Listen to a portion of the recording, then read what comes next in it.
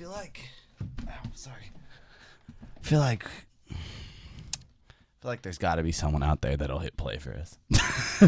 There's got to be someone. Where the fuck is that sound coming from? Hello, world.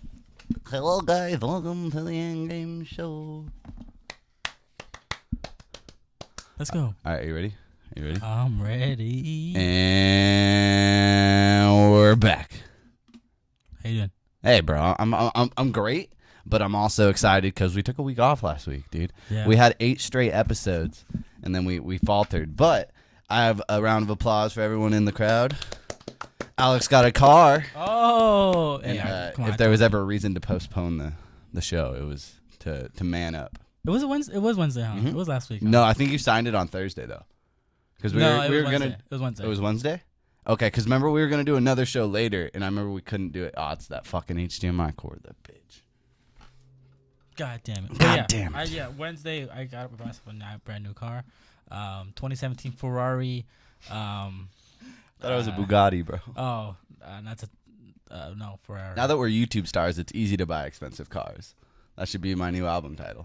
YouTube stars, expensive cars. We could be like, what's that guy? Jake Paul. Jake Paul. Oh, dude, he's running a fucking muck in the streets right now, Yeah. in the most like high privilege white way. You know what I mean? He's just being a fucking cuck. Yeah, bro. Yeah, man. We could turn this off if it's gonna be a distraction, or we'll just see. I feel like sometimes we could maybe trigger people's epilepsy. Which, if you know you have epilepsy, be wary. If you don't know and you start having seizures, at least now you know. That's one thing that the Endgame Show can bring to you. If you don't know you have epilepsy. Brought to you by Endgames. You killed it. You did that really well. This is the Endgame Show, live every single Wednesday at 6 p.m. Pacific Standard Time. On twitch.tv/concertation, at Endgames on Twitter, ANNDGAMES, as well as on YouTube, bit.ly/AndGamesYT. What the fuck's up, Alex? We have a giveaway going on. You want to let the boys know? A couple giveaways. So with 2 codes for Destiny 2 beta, you could get pre-beta access with these 2 codes. The videos are online. You can see what Destiny 2 looks like. And have you seen the new ship flying animation? I know we're going to get into the game, but there's little things as far as animations and graphics with this game that made me like, okay, it's not a straight up just 1.5 like people were making the joke. It has enough new at least looking besides the obvious Destiny aesthetic. But yeah, you can hop in there. All you got to do is go and give us 10 more subscribers. Hopefully, if we hit 60, then we're going to give some codes away. 1 in 60 chance is way better than a 1 in 60 dance. You know what I mean? I like that. Yeah. It doesn't have to make sense, but I said it. Okay. I like it. Yeah. My name's Garrett, at YoGurt on Twitter, YOGRRTG. This is Alex, the captain of the ship, if you will. I am the captain now. I'm the captain now. So real quick, you can just scroll down. If you're on Twitch, you can just scroll down, and then it's our last post. Make sure to subscribe to our YouTube channel. All support is appreciated, and click that link, and that link will send you to the YouTube channel. And from there, click the subscribe button, like Garrett said, 60, and we'll give away. Dude, your fucking Mr. Plank is just like right there chilling in the black. Hey man, that's our. If we're gonna have someone man the buttons, it's gonna be Plank from Ed and Eddie. Yeah. If there's anyone in this world that can do it, I know it's him. It's like our only audience, and yes, like that little dinosaur you have hanging out. Oh yep. I got that dinosaur. I got a Inquisitor from Star Wars Rebels. We got a lot of shit going on here, so the whole crowd's here. Thank you guys for watching. Howdy, boys. I wish we could flip the camera for a second, but what I think is more important than that is to let you know that this episode of the Endgame Show is brought to you by GameFly. If you go on over to GameFlyOffer.com/AndGames, ANDGAMES, no fucking 2 N's on that one, just one, motherfuckers, just one. GameFly has over 8,000 new releases and classics available to rent across all of your favorite consoles: Xbox One, Xbox 360, PS4, PS3, the motherfucking greatest console in the world, the motherfucking Vita, and now the Switch. And fuck the Wii U and fuck the Wii and fuck the 3DS, but they have those as well. As a GameFly member, you can rent as many console games as you want up until your membership is entailed. And sometimes, when the bank account's getting low and you're like, shit, dude, I don't know how we're gonna get these payments going for all these different recurring subscriptions I have. Well, don't worry. If you go on over to GameFlyOffer.com/AndGames, you'll get 1 free month of subscription, 1 free game that month. Go ahead, pick up the new Crash Insane trilogy. I know it's there. Go fuck with it. So GameFlyOffer.com/AndGames. The game's really hard, supposedly. It is, because it aged beautifully, but also terribly. You know what I mean? It looks really good, but then the whole mechanics of a PlayStation 1 game just isn't the same anymore. Isn't the same. It's tempered in the YouTube. We're also on YouTube, guys, if you didn't know. We're on YouTube. Hey, what's up? We're streaming. It's tempered. Hey, what's up, guys? Go ahead and hit that subscribe button. Get us closer to 60 subs, and we'll give away Destiny 2 beta codes. I know you guys can do it. Get on the End Games army and start fucking people up. All right. Let's get into the actual show, bro. Okay. Now, as you all know, this is the part where Garrett doesn't know what he has to do, and he has to remind him that we have to do new releases, and he knows it. He's freaking out right now. Nope. I had him. Oh, no, not album releases. Game releases. This is not music. This is not a test. This is not a test. Coming out on the PS4 this week on July 18th, which there was he is. Yesterday, we had Fallen Legion, Sins of an Empire. Also on July 18th, we had Yonder, the Cloudcatcher Chronicles. Say that 10 times fast. Cloudcatcher Chronicles, Cloudcatcher Chronicles, Cloudcatcher Chronicles, Cloudcatcher Chronicles, Cloudcatcher Chronicles, Cloudcatcher Chronicles, Cloudcatcher.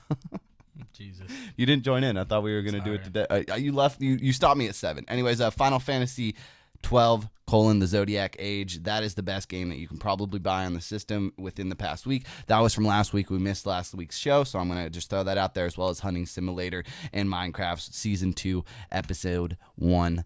That's the story mode bullshit, right? Yeah. Is that Telltale? Yeah. Fuck. Telltale. Getting all the license. Xbox One, just about nothing except for Serial Cleaner, which is literally, if I'm correct, the Cloudcatcher Chronicles. Anti-Hero was also within the past week. And the 3DS, we have just about nothing. PlayStation Vita hasn't had a game since June, dude. What are we gonna do? Throw it away. Oh, man. Throw it away. Oh, man. And then iOS, we don't talk about you. That is your new releases for this week. The only game that I really would even throw out there is to go play Final Fantasy 12, the Zodiac Age.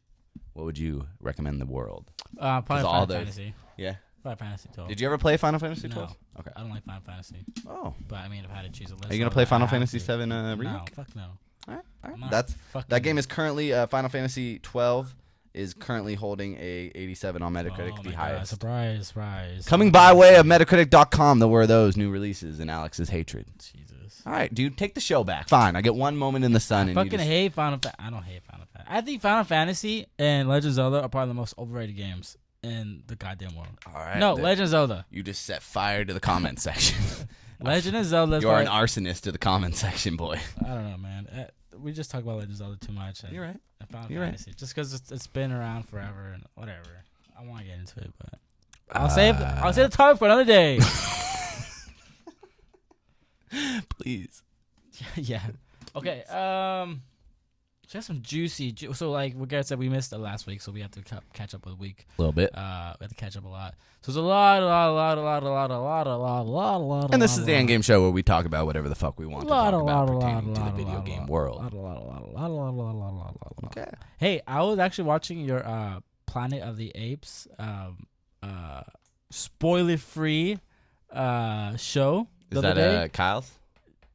What? Or the one with all of us at the desk? Okay. And I was watching. I'm like, oh, this is good. And then you guys got into spoilers. I'm like, oh, I clicked the X button on my screen real fast. I was like, you know what? I cannot do that. I thought you guys were going to do the spoiler free. It says spoilers plus non-spoilers. Oh, does it? Yeah. Oh, I was freaking out. I was like, fuck. The way we do it is on that show. We start with the non-spoilers, let you know that we recommend the movie, and then we go into the heavy spoilers, all in the same podcast, so that you can tune out like you did. But if you haven't seen Planet of the Apes, go over to the After the Previews channel, and we'll watch our review of War for the Planet of the Apes. Sorry, I had to. Thank you, man. I appreciate you keeping me in check. No, I had to plug that in. Oh, that's what it was. That's what it was. Well, let's keep this in rotation, just like this show is on the Cause Rotation Podcast Network. Oh my God! Wow, that was a forced one. We are on a roll, guys. We're on a roll. Okay, so let's just start with the top 20 best-selling PS4 games on PSN for June of 2017. I'll go through this real quick. Yes, sir. Number 1, Friday the 13th. Number 2, Crash Bandicoot. Number 3, Earth Shadow Mordor Game of the Year Edition, which is very, very surprising. Very surprising. It's not surprising because I also bought it within the month of June because it was $3. Oh, it was $3. Yeah, it was. So okay. This is by units, not by money growth. Exactly. You know what I mean? Yeah. So they probably sold like more copies than they did at launch. Yeah, probably. Yeah. And this is only on the PlayStation Network in the U.S. Just to clarify. Yes. Yeah. Got to the 5. Number 4, God of War 3 Remastered. Got 5. I bought God of War for 3 that same day because it was like $6. Yeah, because in June they had like a massive fucking Around sale E3 with time, stuff. they just chopped a bunch of prices. Number 6, Battlefield 1. Number 7, Horizon Zero Dawn. Number 8, Tekken 7. Number 9, Minecraft. Number 10. Yeah, dude. Yeah, Minecraft will all be. Another one that never dies. Number 10, Rocket League. Yes, sir. Number 11, FIFA 17. Number 12, NHL 17. Sure. 13, Uncharted 4, A Thief's End. That should be higher. I call it Chell, by the way. What? Chell 17. That's what Chell. me and the boys in hockey call it. All the boys in On the rink with our skates. God. Say, hey, you want to go home and play Chell? Do you know how to play? Do you know how to skate? Yeah, I know how to skate. High skate? Yeah. Really? Yeah. I used to love rollerblading, and then when I got older, I realized how lame that is. So I just sometimes will go to the ice rink in Riverside during the wintertime. Jeez, that's with my sister. That's kind of far. Yeah. But I've also skated at the outlet mall, and it's not real ice, and I've fallen. So that's right. Yeah, that's right. Maybe I can't. So there's an argument to be made for both sides. Number 14, Need for Speed. All right. Number 15, Injustice 2. Number 16, Dying Light: The Fallen. You think people went out once Need for Speed, the sequel, was shown at E3, and were like, I got to catch up in the Need for Speed franchise and see what this sequel has entailed. I can't play this past Need for Speed without playing the new one, which makes no sense because they're not canonical. Sorry. Yeah, I don't know. I don't think so. Canonical. Number 17, Ratchet and Clank. Number 18, Payday 2, Crime Wave Edition. Mm-hmm. Number 19, Overwatch Game of the Year Edition. Number 20, Star Wars Battlefront. Damn, they make a list of 25 games or 20? Just 20. Okay. This is the top DLC, and I'm not going to get into that. Well, I'm just curious. What is it? DLC? Yeah. Best-selling. Yeah, what's number 1? I just want to know. Call of Duty Black Ops 3 Zombies Chronicles. Okay. Do pre-orders count, or is it only what's released? I think it's only what's released. Okay, I was interested to see if the Frozen Wildlands Horizon DLC got like a bunch of pushes after that show, that debut. You know, because it got announced, so I didn't know if a lot of people were like, I didn't commit to the season pass like myself, but I'm really enjoying Horizon. That I definitely want to play more. So I didn't know if that counted, but maybe if it did, it would have topped it. But Call of Duty's a beast, dude. Every single fucking Yeah, it's interesting that Friday the 13th was number 1 because that game is broken. It was a phenomenon, though. You know what I mean? Because there was enough people on Twitch and just podcasting and all that social media nonsense saying how fun the game was. It's broken. That it kind of overpowered how many fucking people thought it was broken. In a weird way. But yeah, it was broken. Fuck them for releasing a broken game. But you gotta do what you gotta do. Yeah, fuck you. Jesus. Fuck you, Friday. What? I love Fridays. You love Fridays? I love Fridays. Oh. This show's also brought to you by Fridays. By Fridays. No. Friday the 13th. I meant to say TGI Fridays, but I just said the game of the games. That's so bomb. Today's been a weird one, man. Yeah. It's carrying into the game. It's so weird. Stop the way we do that again, dude. Jesus Christ. All right. PS4 / Vita. Remaster of Windjammers receives a release date and a bunch of 90s style merch. So which Windjammers is the game at PSX? Yeah, we played that. We played it, right? I don't think we played it together, but I definitely played it separately, and I know you did. It was the it's the 90s. It's a retro. Game. Yeah, because the new version of it is called 95 or something. It doesn't have a number after it. I don't think it does. Anyway, Windjammers 2000 maybe. No, it's like a completely different name. Okay, I'll look it up. And, but yeah, what's the date? The date, August 29th, and it's coming out for the PS4 and the what? The Vita. Guys, we have something to play. Go dust off your Vitas. Get it anticipating. Start downloading the game now so that the minute it turns into August 29th, you're able to play it. Yeah, so this is kind of cool. Daimu, which is the developer for the game, also announced today a lineup of official Windjammers merchandise. This includes 90 styles shirts and a hat and a label pin.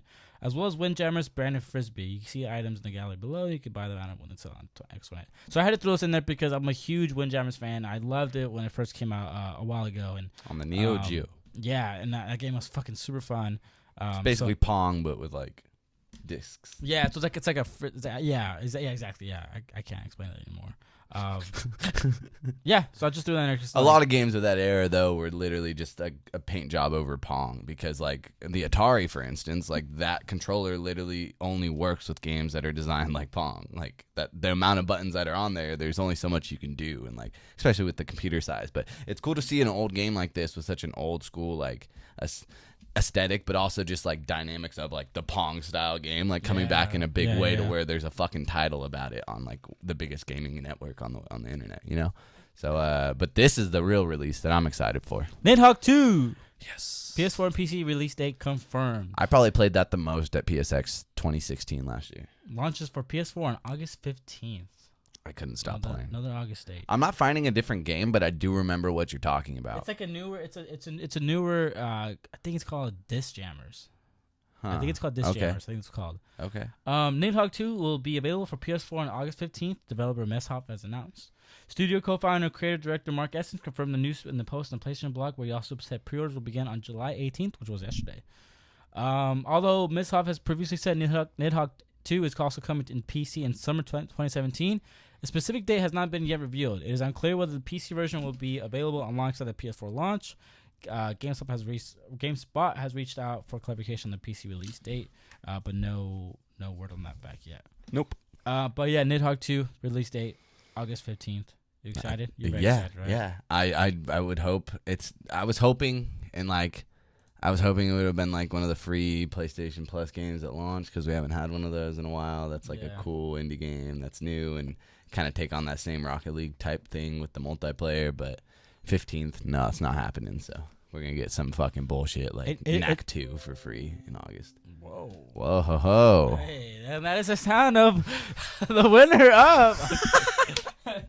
You know what that means, guys? Double Jeopardy. What if we just broke into dance? Just whenever that air horn goes off, we turn into a dance cast. No? Double Jeopardy. Let us know if you want to see a dance cast from us. No, I'm not dancing for anybody. All right, well. Except for my mom. All right. What? You fucking weirdo. Anyway. You know what's also weird? Fists of Doom. Yeah, so GameSpot's little title for... here's when Overwatch Doomfist has been revealed, and then the subtitle to it is "Prepare to be Doomfisted." No shit. It's so weird. Give me a second. I've Doomfist a couple people, if you know what I mean. Never mind. Okay, everything's good. I was just checking everything's good. Blizzard has announced that Doomfist, the newest hero to join Overwatch, will be available from July 27th. Okay. The confirmation was made alongside the release of Hero Preview video, which you could watch above. So it's a newer video that just released. Does he go, I'm Doomfist? Even more like South African. Oh. Never mind. Be careful with that. We thought about it. Very careful with that. Hey, we're a live show. Jesus Welcome to the Endgame Show live every single Wednesday on twitch.tv/consultation and a lot of other shows. No South African impersonations here, because we're a video game. July 27th. You can see all our reaction to Doomfist being announced in our previous podcast episode, and also on youtube.com/endgames or bit.ly/endgames. I'm working on it. I'm trying to get the URL solidified, but they're asking for confirmation and shit. It's a lot here. I just got confirmation. Come on, YouTube. That's the real sound of the winner. No. But yeah, Doomfist, cool. I'm gonna probably jump into Overwatch on the PlayStation 4 around that time. You can add me on PlayStation 4, Yogurt, YOGRTT. Nice. Since Alex plays on Xbox. Oh no, you have PS4 now. No. I'm sorry. Me and Alex are playing together. You don't need to add me a sock. And that's our last story for the day. Because Alex is mad at me. What you got?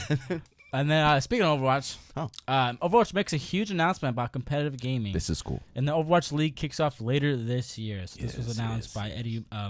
This was written by Eddie Makuch on July 12th from GameSpot.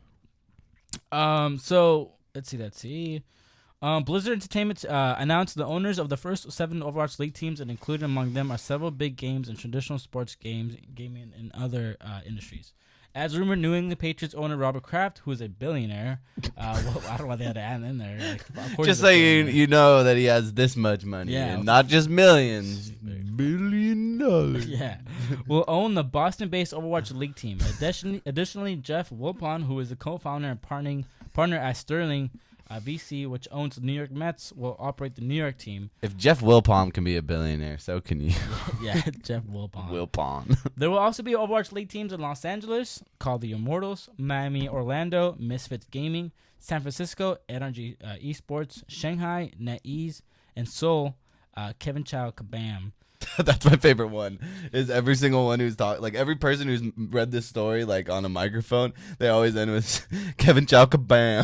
Kabam. Kevin Chow Kabam. Because audio, you're just driving, you're just like Kabam. Hey, fuck yeah. We looked at major cities around. I quote. We looked at major cities around the world and came up with a list of cities that wasn't just based on population size, but really the concentration of Overwatch players. Overwatch League Commissioner Nate Nanzer told GameSpot. And once we had our cities identified, we set out and we were talking to who we thought would be great owners. We wanted to make sure we were partnering with partners who, first and foremost, had a proven track record of building and growing a fan base. So what we need to do is we need to make a city, and we need to bring 30 of our friends into this city. And we need to make sure that we all play Overwatch so that we have the highest concentration percentage for any city in the U.S., 100%. Yeah, 100%. And then fucking our city's going to be one of the cities. Let's do it. Then we're going to be pros because we're the best in our area. Like Elsinore. No. Oh, sorry. They don't know where we live. We've said it too many times I forgot. nowadays. I No, forgot. I'm fucking around, dude. No, dude. There's a giant lake in the middle of our city, and we're drowning. Help us. Please. Oh my God! With the announcement, the Overwatch League becomes the first major international pro esports league with a city-based structure. This is a big step for competitive gaming as it brings it more in line with traditional sports leagues. The Overwatch League is unique in that teams from different countries will compete in certain events. Do you think Rocket League is watching this and is like, oh, I know what we're doing next? So I thought, I thought Rocket League would probably be like the first. Well, I mean, I don't think Rocket League is as serious as Overwatch, if that makes kind of sense. Okay. I think I see more money in Overwatch more than I see in Rocket League. Like more money being made. Yeah. I mean, it's hard to say. Yeah, because it is hard. Because I mean, they're two different games. The fact that we can even compare a game about soccer with cars to a game with that's way more easier to watch and understand just from what video games are with the whole shooting aspect.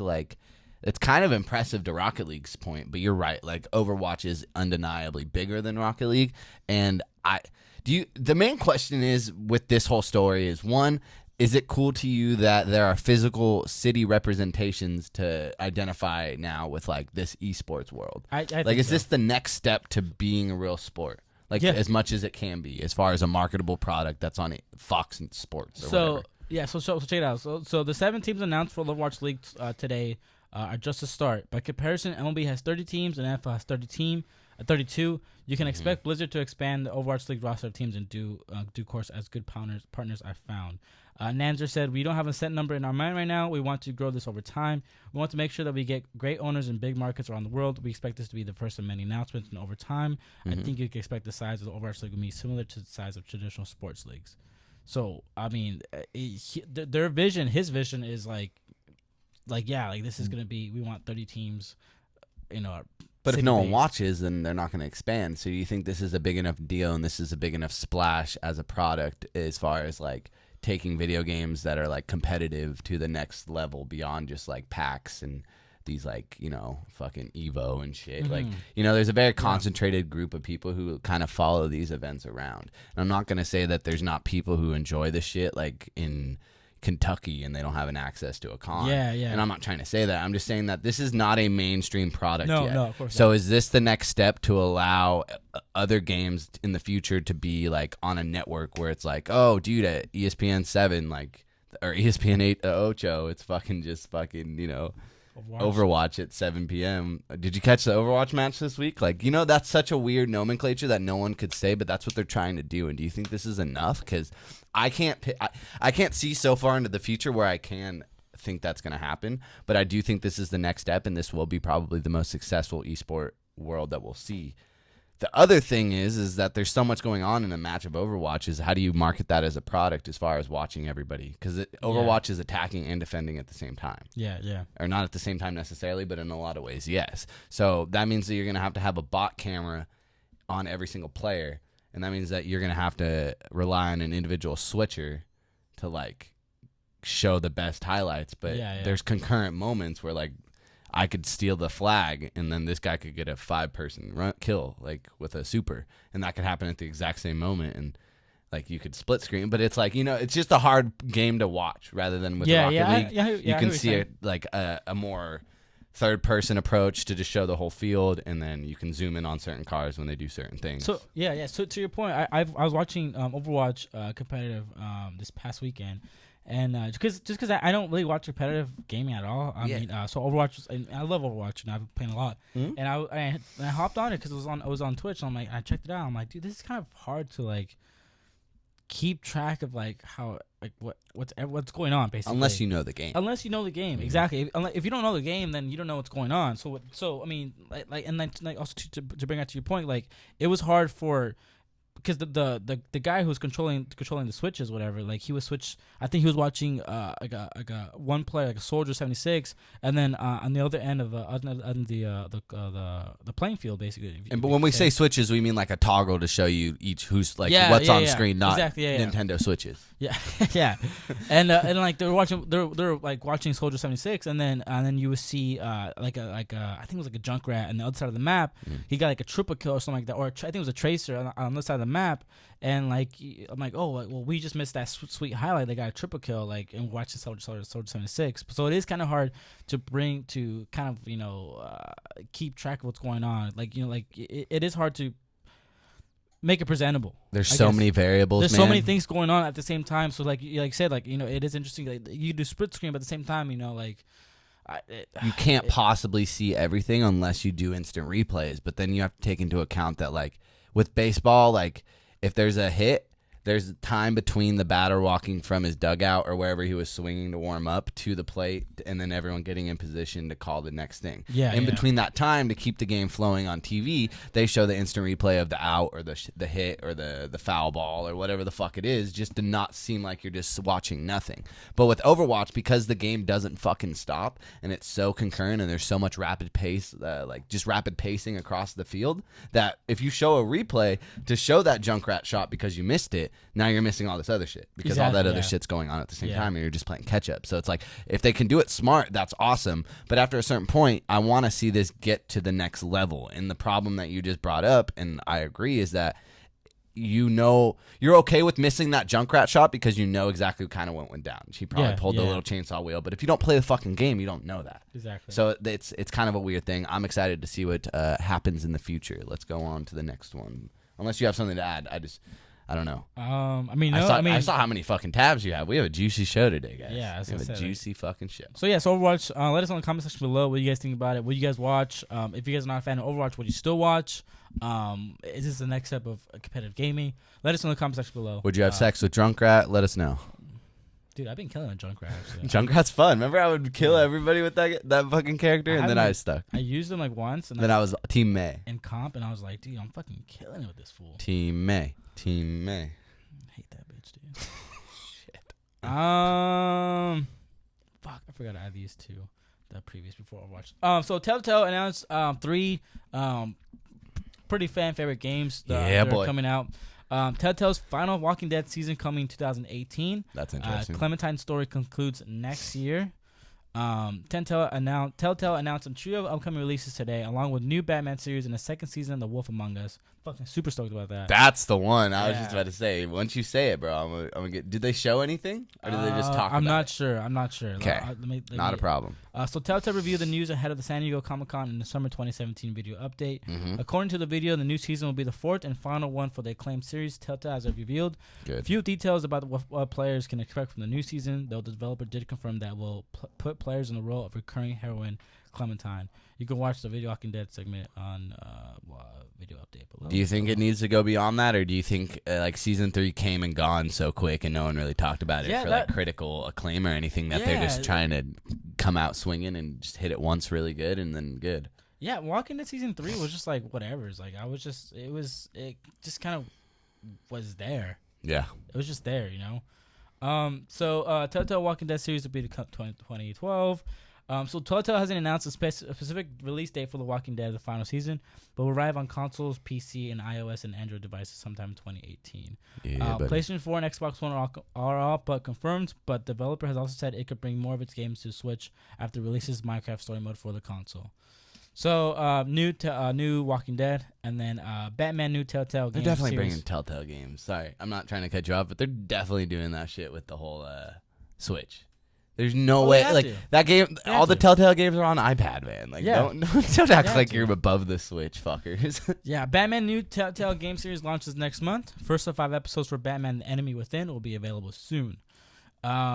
So for PC, PlayStation 4, Xbox One, and mobile devices, it's called Batman: The Enemy Within. The Enemy Within. Got you. So when I first read it, I'm like, the evil within. I was like, that's what I just read from the peripheral. Yeah, I was like half asleep. I'm like, what the fuck? Why would they name it that? That's terrible. Yeah. And then wait till after October, guys. Yeah, for real. Come on. The game will be the second Batman series from the Telltale, and your decisions from the game for the first game will optionally carry over into The Enemy Within. Although the developer makes it clear the new game is a standalone product. The game is rendered to look like a living, breathing comic book. And like other Telltale games, it will feature narrative gameplay where the player guides Batman choices and actions.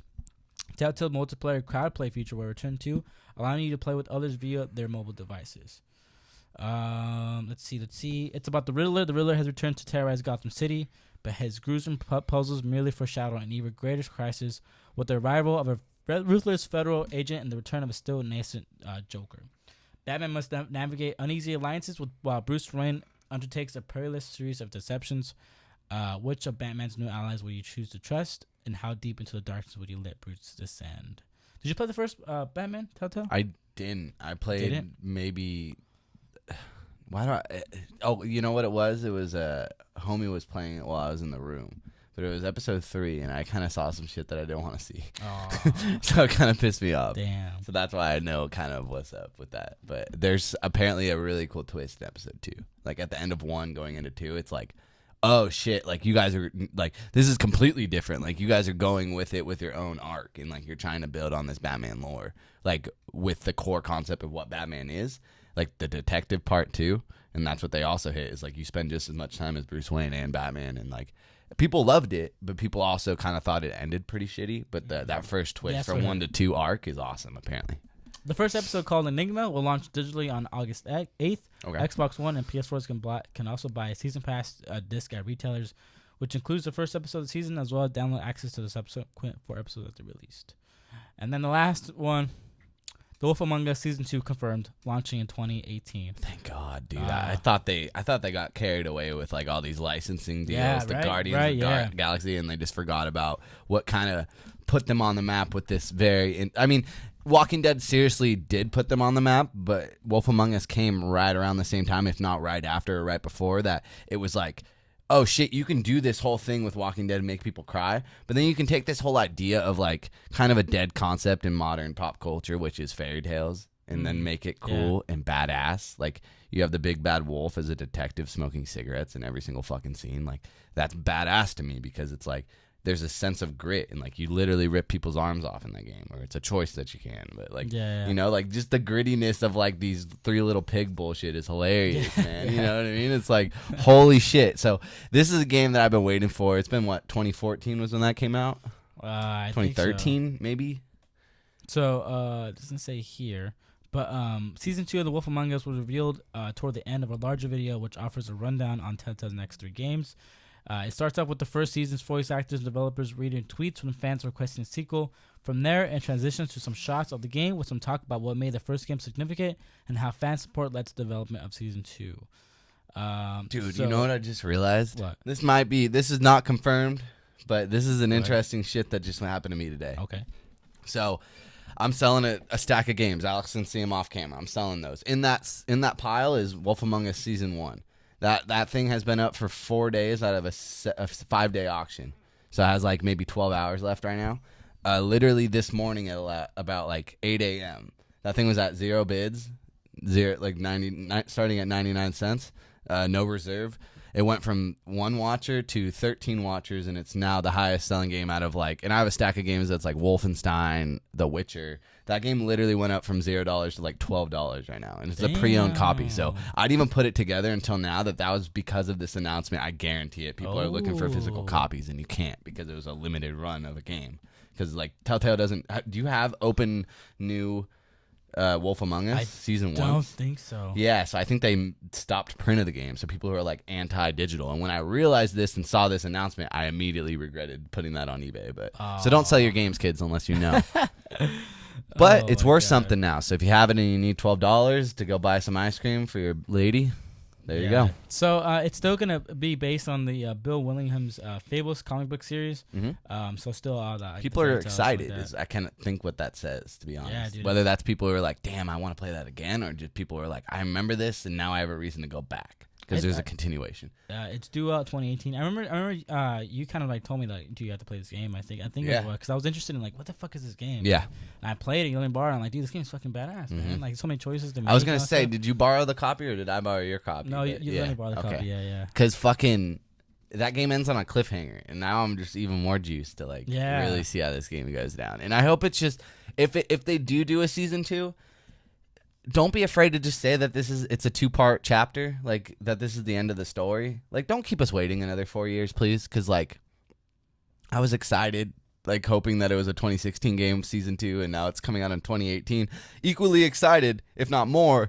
But don't do that to me again, because that's fucked up, dude. It's not like it's Destiny where we have to wait 4 years for a sequel. It's fucking The Wolf Among Us. Like, don't ignore what made you so cool in my eyes, at least. I'm playing the Game of Thrones. Okay, yeah, because it's free. I downloaded it last night. Yeah, so I never watched a fucking episode of Game of Thrones, by the way. So I was like, dude, what the fuck? Like, I was playing it, so it's fucking? Fucking.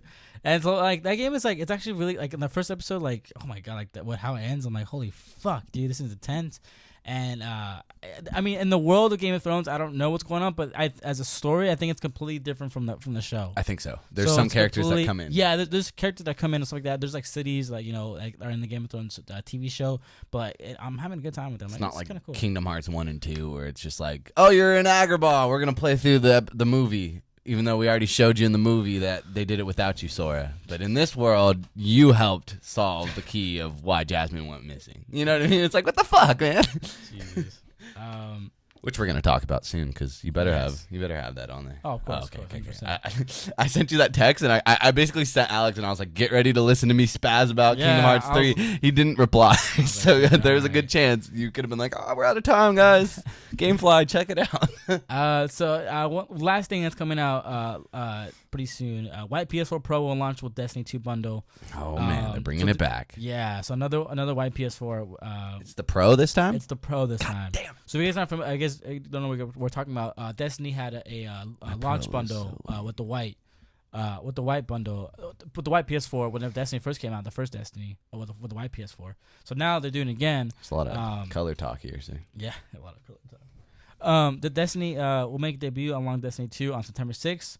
And it's gonna be 1 terabyte. It comes with the expansion pass and premium digital content. That's cool. And it's just a clean white PS4 Pro. Dude, the white PS4 is very, very beautiful, and it was kind of a bummer that they really only did it for Destiny. It like that one fall that it came out. I think it was 2013 or whatever. So I'm kind of cool that it's a callback like for my retail days of like selling the white PS4 in like one day, and then everyone asking for the white PS4 and settling for black. Yeah. But now I'm looking at my black PS4 Pro, and I'm like. You are an ugly motherfucker. You are an ugly motherfucker because now there's a new baby in my system, and it's the white PS4 Pro out this fall, September 9th. You getting it? What? You getting it? I'm going to hit that this fall, yeah.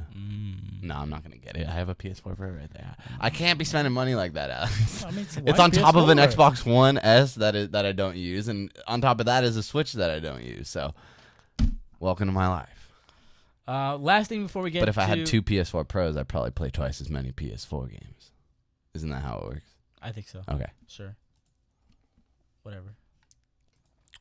I feel like you kind of put me down right there. You kind of hurt my feelings. Wait, I didn't even know what you said. It's all good. I forgot what you said. I said that if I have twice as many PS4s, and you agreed. But then, you gave that reluctant look. So I was like, damn, dude. Twice as many PS4. You're breaking my heart. The PS4 Pro. My mom tells me I'm wrong. My girlfriend tells me I'm wrong. I just remembered I don't have a girlfriend. Now you don't have my back, so it's fucked up, bro. Holy shit. Okay. One of the last subjects to hit on before we talk to the show. Call of Duty 2 World War II is not coming to Nintendo Switch. I had to throw it in because it's a very questionable thing. Can you use the Switch on your PS4 version of the game as a Predator missile? If it's not on the Switch, then how powerful is this thing? It's your mini map. Do we have to wait till another year for a Call of Duty to come out for the Nintendo Switch? Will Call of Duty even come out for the Nintendo Switch? If a game like Skyrim could come out on the Switch, why can't Call of Duty World War II come on the Switch? Because this game started development 3 years ago, and it was a wait and see approach. You know what I mean? I think that's honest. I think that's the honest. That's not a cool answer, but in all honesty, I don't think they'll even do it if the game that they started developing today for Call of Duty in the future was I don't even think they're developing it for the Switch, because I just don't think that that's worth it to them. The Wii sold how many copies? And I may be wrong, but I don't think World at War on the Wii sold more on that than it did on Xbox 360 or PS3. It's just because that's not the market of the Switch or the Nintendo world. But the Switch is different, so I don't know. And with Splatoon 2 and ARMS, these high-class action games that are coming to the Switch, maybe they do want a piece of that pie. But it's probably just because that game was in development before the Switch was a thing. Not talking shit. I'm just taking away from that dumb headline because these guys are smarter than us and they know that, but they're just trying to fucking put clickbaity shit. You know what I mean? Clickbaity shit. It's fuck off, dude. Who wrote that? Who wrote that? I don't know. No. We're gonna add him. We're gonna tell him. I just wanted the question: are we gonna see Call of Duty game just on in the general? Switch? In general, I say no, and that's just because. See, that's a stupid answer because there could be a world where they sell it's the best selling console ever, and that's where you have to be Call of Duty. Yeah. Best selling console with that Call of Duty on it? That's crazy. Well, I think that's crazy. I think once you hit a precipice, once you hit they put Call of Duty on the PlayStation Vita. It wasn't the same Call of Duty, and that's the thing is I don't know if it can be the same Call of Duty because it's not Skyrim remastered on the Switch. It's Skyrim Switch Edition or whatever they call it. I'm not hating. I'm just trying. I feel like whatever, man. Just dropping knowledge. This guy's nuts. I'm trying to give you guys some advice. Go buy a PS4 Pro. Oh shit, we have some people. Fuck. Hey, Daniel hello. Hipley and Ava3110. Shout out to y'all on the YouTubes. Hit subscribe. We give away a Destiny 2 beta code when we hit 60. Yeah, if we hit 60. Sorry, I didn't read to you guys. We're too busy chit-chatting about the video game news. We're talking about the news in the world. I'll save this for next week. What's that? The Splatoon review roundup. Yeah, let's do that next week because I'll hopefully have some time with the game this weekend. Should I say this one? Yeah, let's cut that out for then. So all right, so we got you still want to talk about this, right?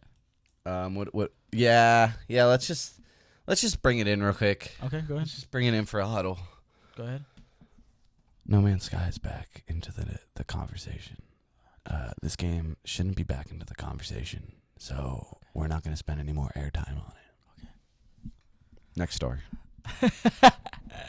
So what's going on with No Man's Sky? Oh, you really want I me honestly to go? don't know I was what's going to give you a free pass to not talk about this, but we're going for it. So basically, No Man's Sky is a game that came out. It was heavily ridiculed. There was a lawsuit around the game. People were saying that Sean Murray, a.k.a. PlayStation, a.k.a. Sean Murray, a.k.a. Hello Games, whoever the fuck you want to point the finger at, they mismarketed the game to you. People got the game. They were pissed because it wasn't what people promised, and things that were shown in the trailers were actually not in the game as well. So that was a little bit of a media marketing bullshit hubbub, and then Sony Shuhei Yoshida threw Sean Murray under the bus and was like, yeah, it was their fault.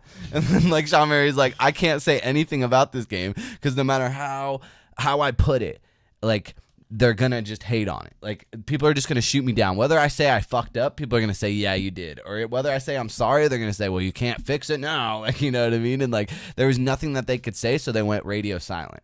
There's actually one community, I would say, on the whole internet that actually enjoys No Man's Sky to this day, and it's the No Man's Sky subreddit.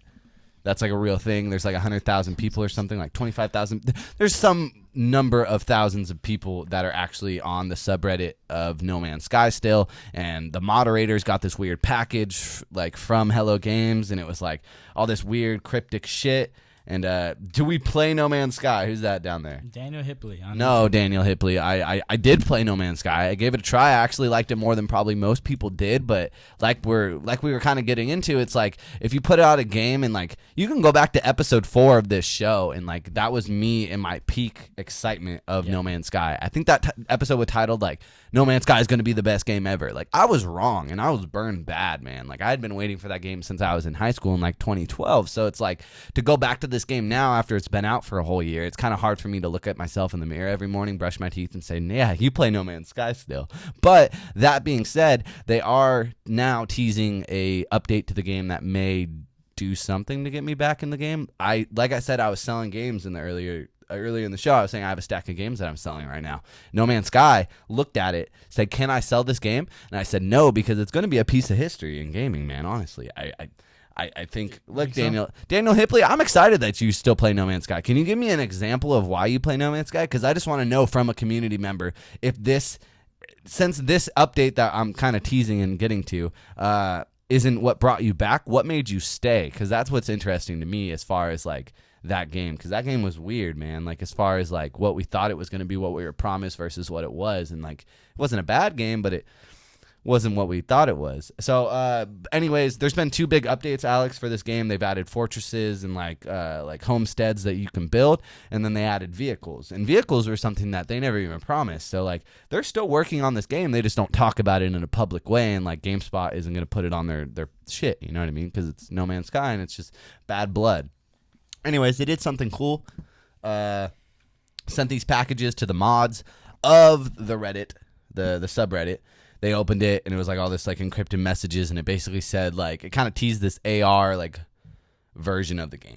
So there could be a VR update coming to No Man's Sky this fall. There will be an update, but basically what it had this whole letter, and it was signed SM. It's very like No Man's Sky like. But what I'm trying to say is like if there was ever a swing for the fences to try and bring a game back, this is one. And do you think this is even gonna matter? So I believe I told you before this game came out. You were right. That the only way this game will be successful if it's in VR, and I think it's a year too late. Yes. I don't know, man. My argument to you was the ship flying, but then we do it in Star Wars Battlefront, that little VR mission, and it worked. You do it in Eve. You could do it in Star Wars. You could do it. Eve, that's a good poll. You could do Thumper. You could do Thumper. You could do it in fucking what's that game called? Rigs. Like I mean, like it wasn't hard. It wasn't. Motion hard was not what people were being shy of. It was just that they were being shy. But honestly, adding VR on top of that was not the way to go because they couldn't even hit what they had. You know what I mean? So it's such a soft subject, man. Because it's like, on one hand, this game is meant to exist like Minecraft did, where it was continuously updated to where we have the product that we have today, and this game is consistently selling on the top 10 list. Do you see that same future in 10 years? Do you think No Man's Sky could still be a product? No. Another question, how the fuck is Hello Games still in business? Yeah. They haven't released the Joe Danger to like keep the lights on. So hats off to them, because I don't ever want to see a game developer like just go under. But it's one of those things where it's like everyone could have played better in this whole situation, whether that's Sean Murray at Hello Games, whether that's Hello Games as a whole, or whether that's PlayStation handling the marketing. Someone fucked up here, and that's not cool because it did come to the detriment of a guy's career, man. Because Sean Murray can never come on stage and like announce a game again. You're fucking booed. Yeah, he's gonna get booed. But that's also like, I forget who said it. I think it was Danny O'Dwyer who's like, that was their fault though. Yeah, PlayStation 100%. Put them on Jimmy Fallon. Yeah. Like you put him in the mainstream saying that he's a genius, and he is a genius, but you overhyped him. And then once it failed, then like, okay, well, I mean, it's their fault for doing all that stuff. It's like looking. You knew what the product was before you even like got the game out. then you saw what the fans didn't like, and then the fans didn't like it, then you had to be like, oh, okay, well, what the fans, and whatever. So they didn't even try to support it. They didn't even try to like, hey guys, give some time. They're working on some new product like that, which they kind of did, but it was just too late. And I was just like, all right. It's like being a hype man, but you're a better rapper than the actual performer. It's like you be a hype man back in the day, so you can learn the game and like become as good of a rapper, if not a better rapper than the person that you're hype manning up. You know what I mean? But if you're already a better rapper, then it's like, what the fuck? So they should have taken their time with this game. They should have built it up, but instead they came out guns a-blazing, acting like they're better than everybody else. What did Daniel Hipley? I have three cars, a home base, a fighter with 6 stars ship that I own. Google Daniel Hipley, YouTube. No Man's Sky, 56 subs. Hey man, that's great.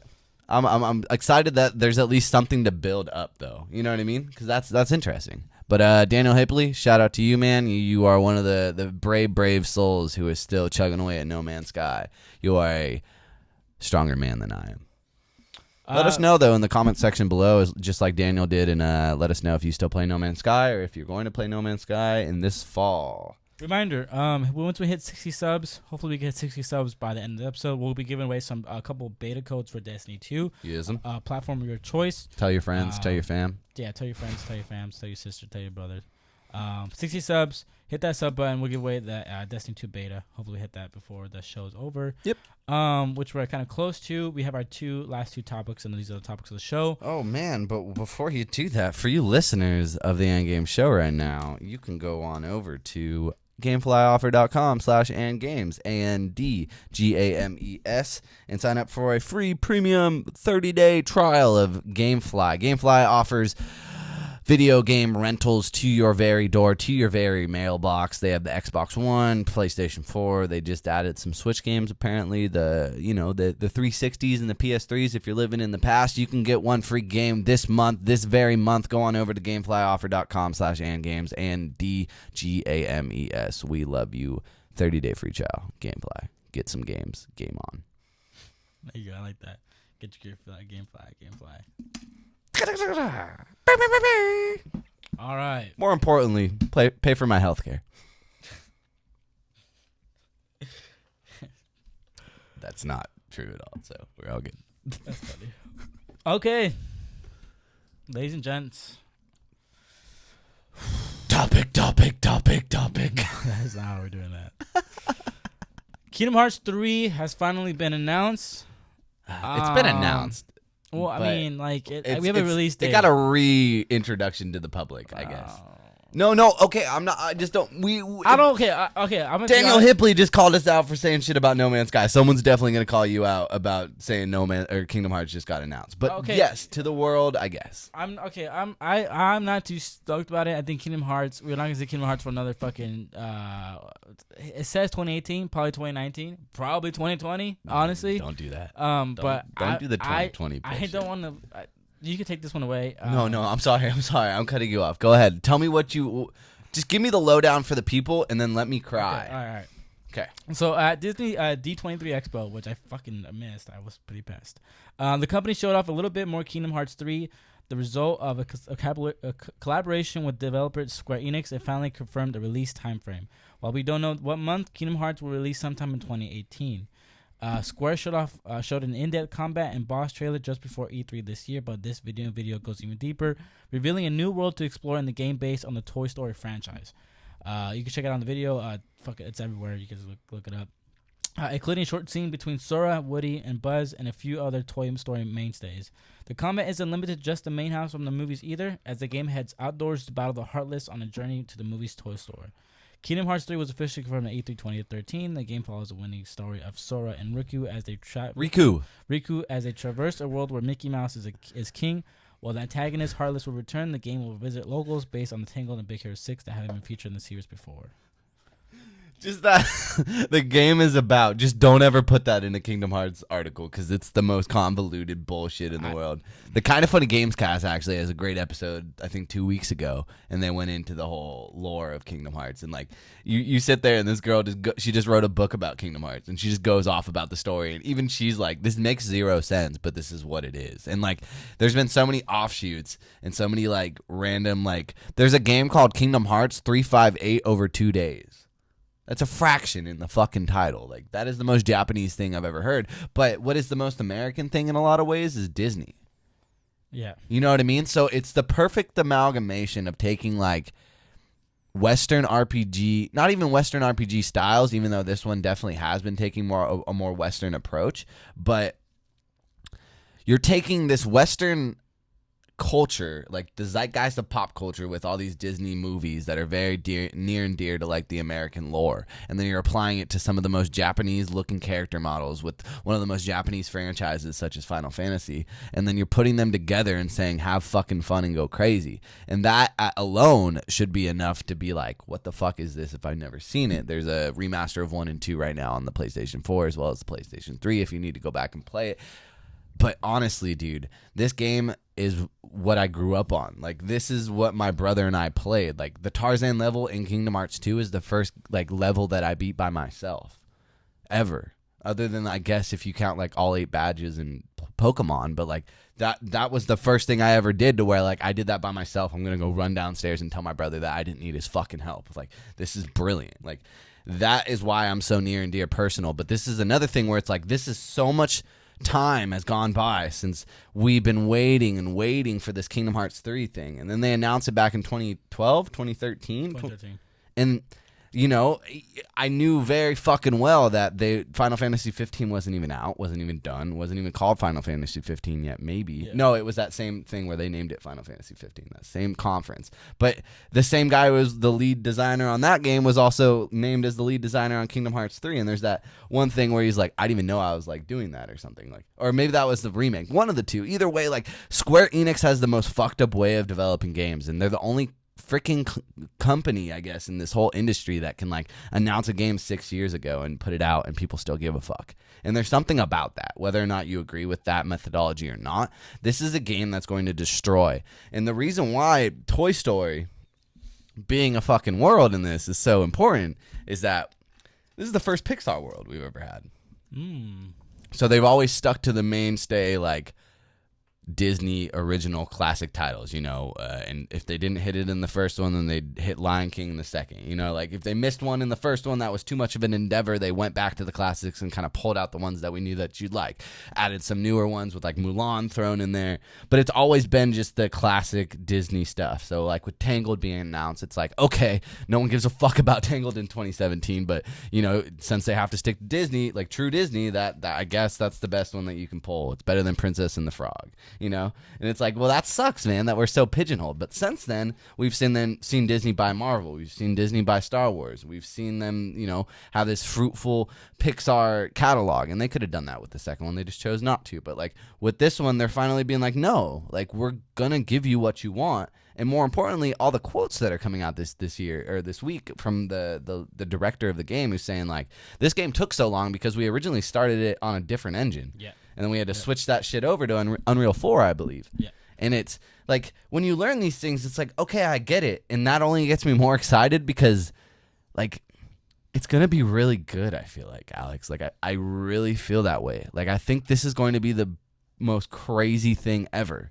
Like, for some reason, like, my memory of the early 2000s, and it's probably because I was a young kid, let's not shy away from that fact, but there's something about the early 2000s in film and games and a lot of other things that has a certain sense of cornball to it.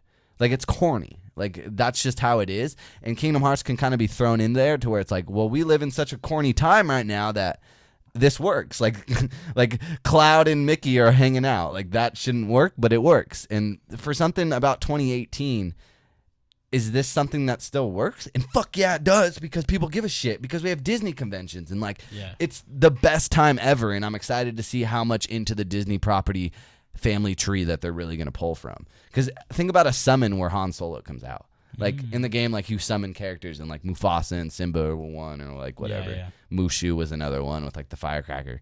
It's basically like a Western RPG in the sense that it's third person and you run around and hit shit like Devil May Cry, but it's also the most clusterfuck of characters that you've ever seen. If you read the synopsis for Wreck-It Ralph 2, picture that in a video game. Wreck-It Ralph 2 has like C-3PO, Marvel characters, or not Marvel characters, C-3PO, every Disney princess. It's really crazy. Interesting. Yeah, it's really crazy. It's meta, and it's really, really, really great. I'm so excited, man. And I'm so sad that we can't talk about like what worlds we want in Kingdom Hearts 3, because that's really where I want to get into. But, well, yeah, because I was reading like the article, and like Nomura, which is just the head guy of Kingdom Hearts. Yeah, that's who it is. Wow. Kingdom Hearts 3. Let's see. Hold on, I'm trying to read it. It sounds like Kingdom Hearts 3 may have fewer worlds than the series' previous games, but each world will be more dense and detailed than what we're used to. I quote, "I feel like I've packed in much more fun than I had in my previous Kingdom Hearts titles. Kingdom Hearts 3 is going to be our first HD game in our current console generation. It does involve a lot of bandwidth and resources in order to create in full HD, so our directive was to have as many elements as possible of gameplay included in one single world, rather than having multiple different little worlds with few elements. We wanted to pack in as many gameplay elements and fun into a single world. If we are able to accomplish everything that we did plan out for, I'm pretty confident that people will enjoy and be fully satisfied with the end product." He finished. I mean, and maybe I'm alone on this, but like I would prefer a smorgasbord of like vignettes of each world. But he's also confirmed that like the Big Hero 6 world, for instance, that's a sequel to the movie. Yeah. Oh. Like that takes place after the movie's events. And that's like nothing that we've ever seen. Like if you go to the Peter Pan world, like you're literally playing the movie of Peter Pan.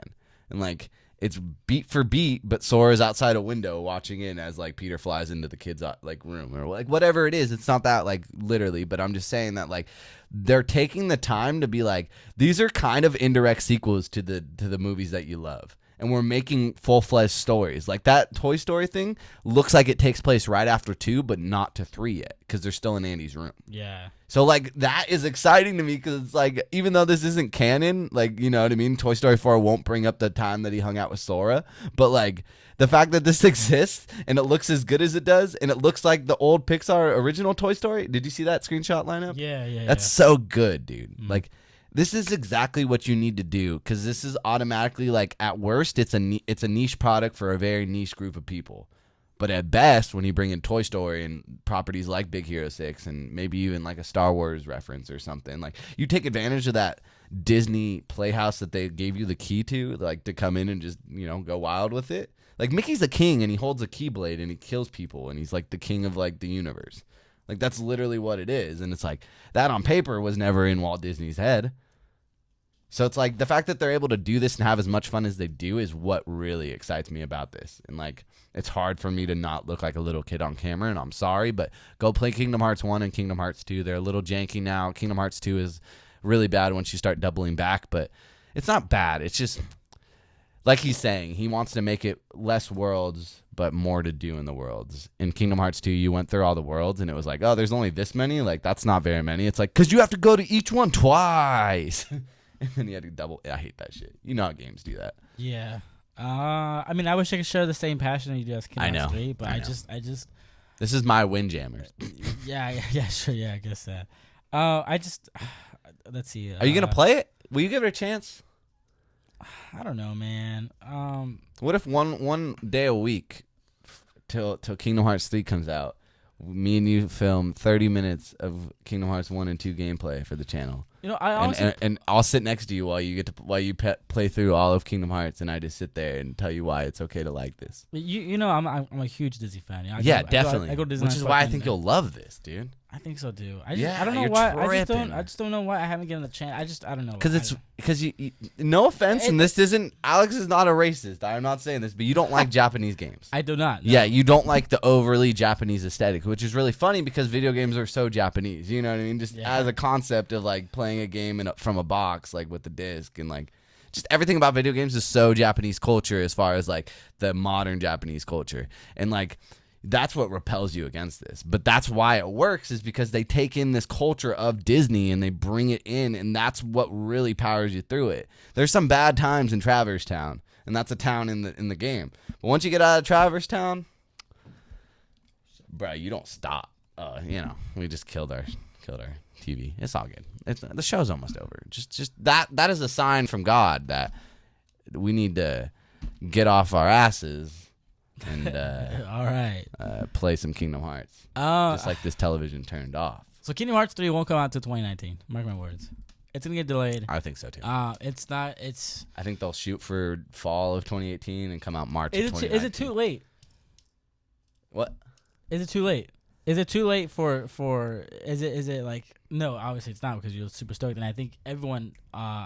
I just have to ask this question because it's it was announced in 2013. It's now 2017. It's 4 years later. Yeah. It's fucking that's 4. And then we have to wait another year, possibly another year. That's 6 years. Yeah. I don't think you realize that by saying it's 2020 puts Kingdom Hearts or Final Fantasy VII Remake at what, 2023? Oh my god! You know what I'm saying though? Insane. Like they got to get the game out. At some point, they got to get the game out. They have the luxury of not having to tie into like Infinity War or anything to where it's like, oh, you have to hit this date. Disney's saying so, and like we have to.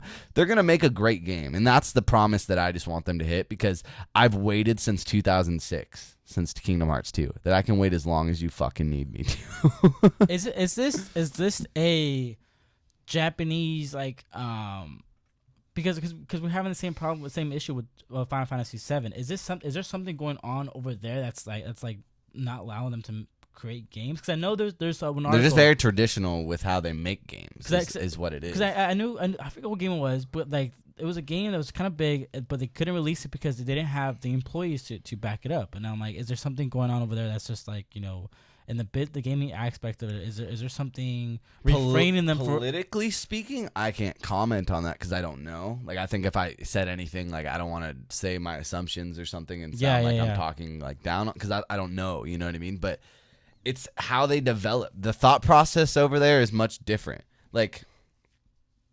The idea of perfection over there has a lot more weight, I think, than what the Western world takes into consideration. Yeah. We just released Andromeda that was developed in America, and we saw how that turned out. Yeah. Whereas maybe that game did need 6 years. You know what I mean? And like, but taking also example for The Last Guardian. Yeah. That took fucking forever, and look at that shit. That piece of shit came out. Yeah, but that game was also developed on a different console. You know what I mean? Like, there's a lot of factors with that one. But you're right. That's a great example where it's like that wouldn't have happened in Austin, Texas. That wouldn't have happened from BioWare. They wouldn't have let that go on. You know what I mean? Like, only a certain group of people can keep a game funded that long. And I think it's just the thought process and the idea of starting something and completing it to perfection. And I don't know if that's out of pocket. I'm sorry. I'm not trying to offend anybody, but that's literally, it's just the thought process over there is different when it comes to making art. And I don't think any of us would be able to understand in a way to where it's like, oh, I relate to that. You know what I mean? Because in our eyes, it's like, just give me the game. I want Kingdom Hearts 3 tomorrow, but it's not going to happen, and you just got to swallow your pride and just either not play those games or be like Kyle and just find Final Fantasy for the first time and on number 15. And then he realizes that he has 14 to go back on. Like, you know what I mean? So if you're just now finding Kingdom Hearts and you play 1 this year, 2 next year, and then play 3 in 2019, then it'll feel like nothing ever happened. You won't have the weight that I do. You see the sweat on my face and the tear permanently dragging down my eye for the past 12 years? Yeah. Yeah, that's what I've been doing. I mean, that's how you were with Uncharted 4. Yeah, you're right. For Uncharted 4 or Uncharted 3 came out, I think it was. Uncharted 3 was a long time. Yeah. The day that game came out, I lost my virginity, so I feel good. I've told that story before, probably like episode 12 or some shit. Let us know in the comment section below what you guys think. And when you lost your virginity. In the Twitch chat and the YouTube chat. Let us know what you guys think about Kingdom Hearts 3. Is it, are you guys super excited for it? Is it too late? Are you guys sick of waiting? Let us know about it. Honestly, yeah. What worlds do you want to see? Yeah, what worlds do you want to see? I'm going to throw it out there. Wally World. I'm going to throw it out there. I don't know. Fuck. No, that's already. Wally World. What's Wally World? Like the movie Wally. Wally World. Oh shit. Wally. Dude, like it's the whole world fucking full of trash. Oh my god, that'd be sick. What the fuck? That'd be dope, dude. I love Wally. Oh man. Anyway. That was also a Chris's vacation joke. So. Who's Chris, dude? Christmas vacation joke. What? Who's Christmas? And this is the last story of the day. No, we have more, dude. Oh shit! All right, yeah. Last one. I'm done gushing. Destiny 2. Some gushers after this. Real quick, it's not. This show's brought to you by Gushers. It's not huge. It's Destiny 2 beta. It is out. If you pre-order the game, you have probably a code to look up on the Bungie.net /redeem. Mm-hmm.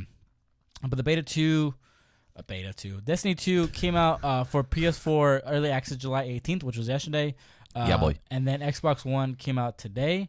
People pre-order it, and then open beta will be this Friday for everyone. And the PC beta will be in August. One more details to come, which kind of sucks. Sorry, PC. So before you go on, do you want to see if we hit the 60? Let me see. And let's call all our people out. Hey guys, you want to win some Destiny shit? Come on through. What are we at? Nothing. 51. Hey, thank you for that one person though. Shout out to them. Come on, guys. Should we give them till Thursday night so that they can get a 12-hour jump on the Friday open? We'll just give it out like someone on Twitter. You can follow on Twitter and games. ANNDGAMES. Or you could just subscribe for the fuck of it. We're here every single Wednesday, 6 p.m. Pacific Standards Time. Talking video games. I don't know what having fun. I don't know what it is about Destiny 2. I don't think people are excited about Destiny 2 because the sour taste from the first Destiny. I think it's just the same audience, and that same audience is so hardcore that like anybody who is outside of that circle feels like it's like I'm not allowed to play because I'm not welcome. Because I think the Destiny community is so cutthroat. Really? Kind of, dude. And I don't mean that in like they're mean. I just mean that they're so die hard with the whole Destiny world that like people who play Destiny sometimes only play Destiny.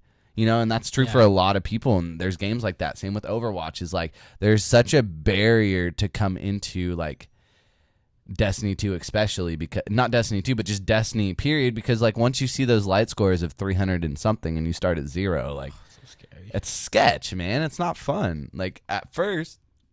Once you learn the game and understand the dynamics, then, you know, that works.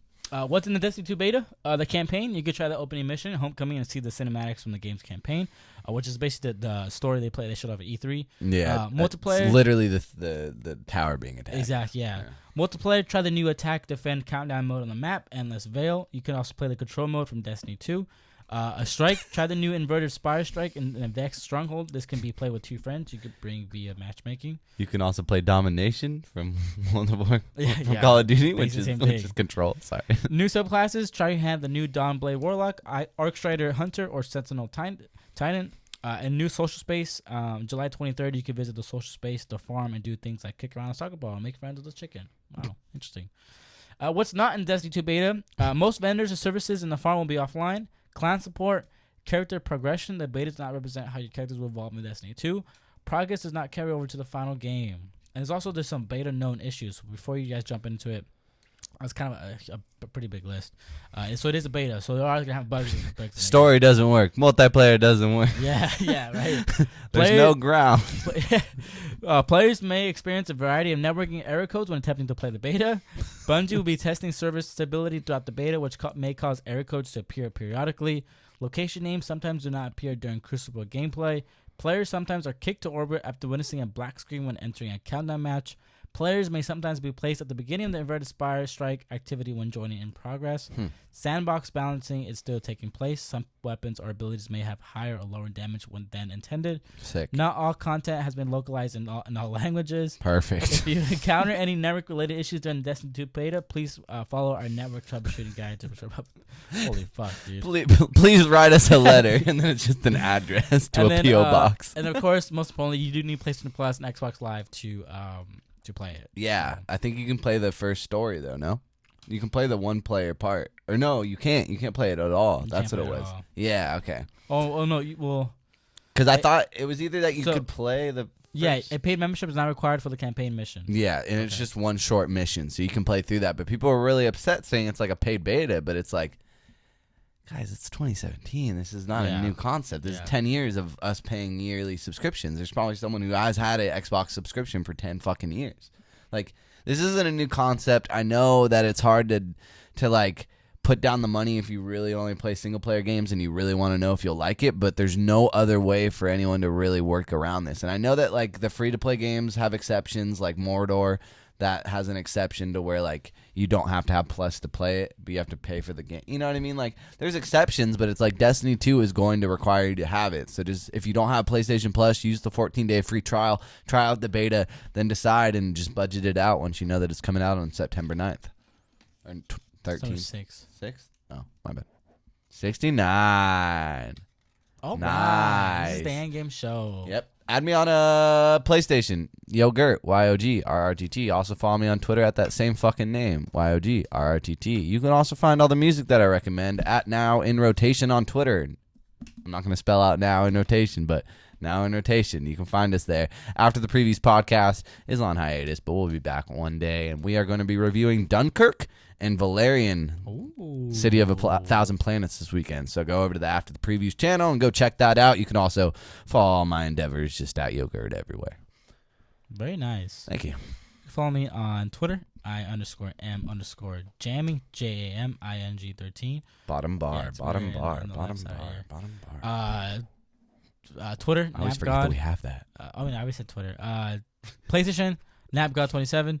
And twitch.tv/NapGod27. If you guys are interested in the Destiny 2 beta, I'll be playing it tonight. A little bit of it, try to get my feet wet in it. Hopefully I don't get wrecked. I don't know. We'll see. I'm too hooked on Overwatch right now, so we'll see.